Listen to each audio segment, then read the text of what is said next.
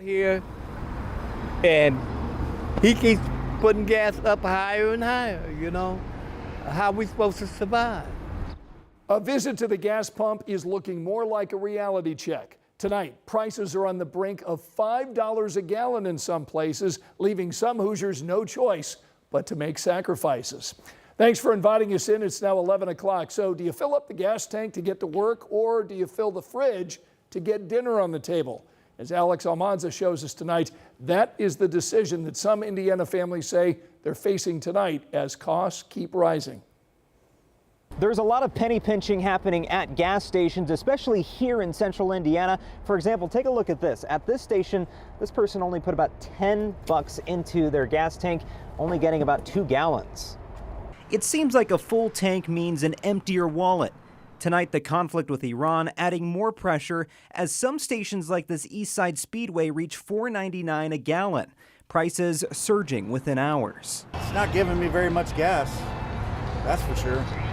Tommy Brown says money is pretty tight. Today, he's only paying $30 to fuel the wife's SUV, only enough for a quarter of a tank. What's the breaking point for you? Is it $5, $5.15, $6? It was a breaking point at $4. So $1 more, that's rough. We're probably gonna have to cut down on some of our food items. That's rough because I have little ones. Meanwhile, the state's gas sales tax still suspended for another 9 days. Governor Mike Braun saying this week he will likely extend the suspension. Either way, drivers like Bain Bird say lawmakers need to figure it out. They need to get it together. They need to come to a conclusion that they're hurting the people.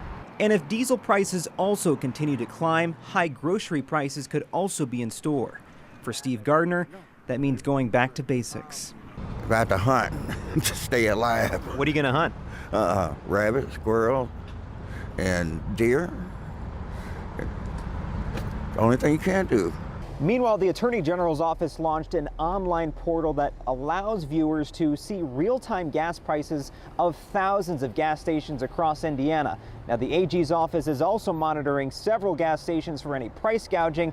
We asked if they've seen any violations so far, and they haven't responded just yet. In Indianapolis, Alex Almanza, 13 News.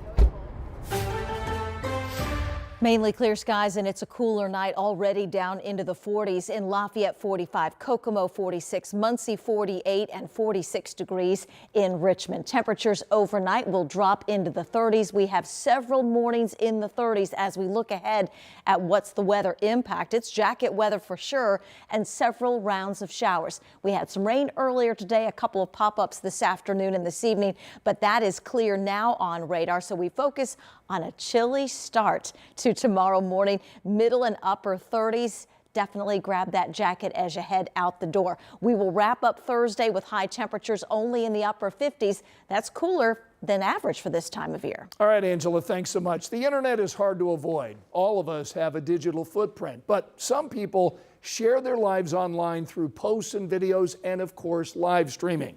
That's how one man shared the moment he was hit by a car here in Indiana.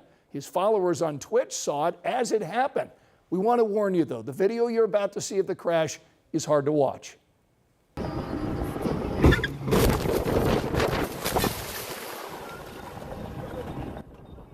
Isaiah Thomas goes by Humble Zay.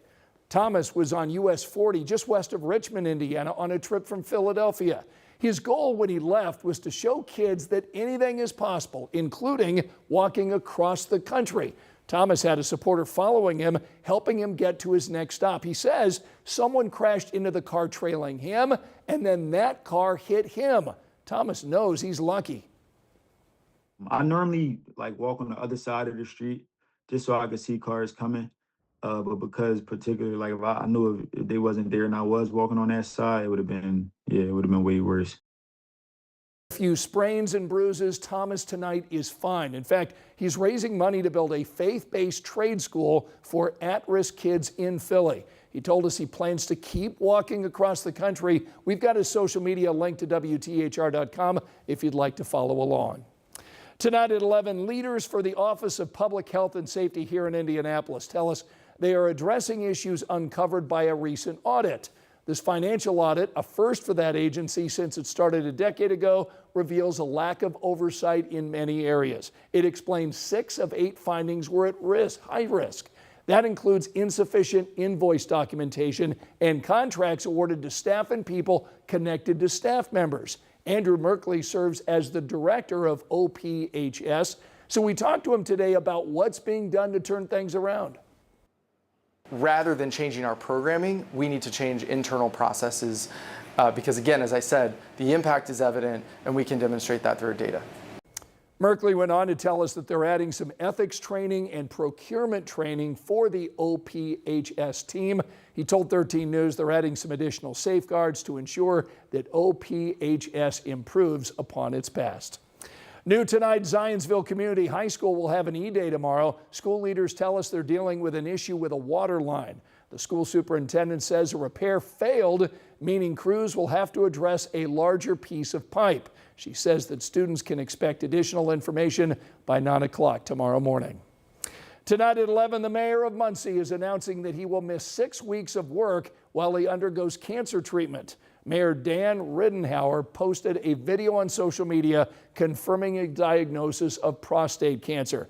The mayor expects his leave will start in the next 30 to 40 days. Mayor Riddenhauer told us he's confident in his team carrying on in his absence, but he says they'll be able to reach out during much of his leave if questions come up.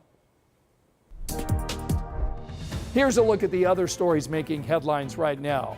Tonight, there are new murder charges filed connected to the shooting of a Muncie teenager. 15-year-old LaTajane Phillips died in August of 2024. Now, Travion Nathan and Daisha Eckford are facing counts of murder. 6 people are under arrest in this case. The Johnson County coroner will resign as part of a plea deal following a months-long investigation. Tonight, we've got the court documents revealing that Mike Pruitt agreed to plead guilty to 7 misdemeanor counts of contributing to the delinquency of a minor. Investigators say Pruitt gave alcohol and cannabis gummies to a 17-year-old girl. Tonight, the FBI is conducting a multi-agency operation in northern Indiana and in other states.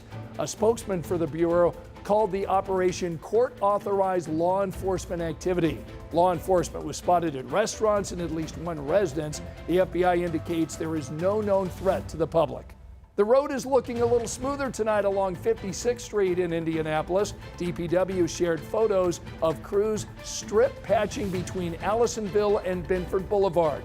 Drivers may experience lane closures as these crews work to improve streets across our city.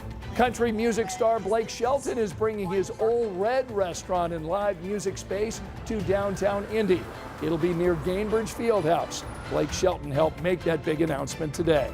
I'm really excited about this particular one just because of the vibe here. And by the way, we've done a few of these now, and I don't think I've ever seen this much support from a community.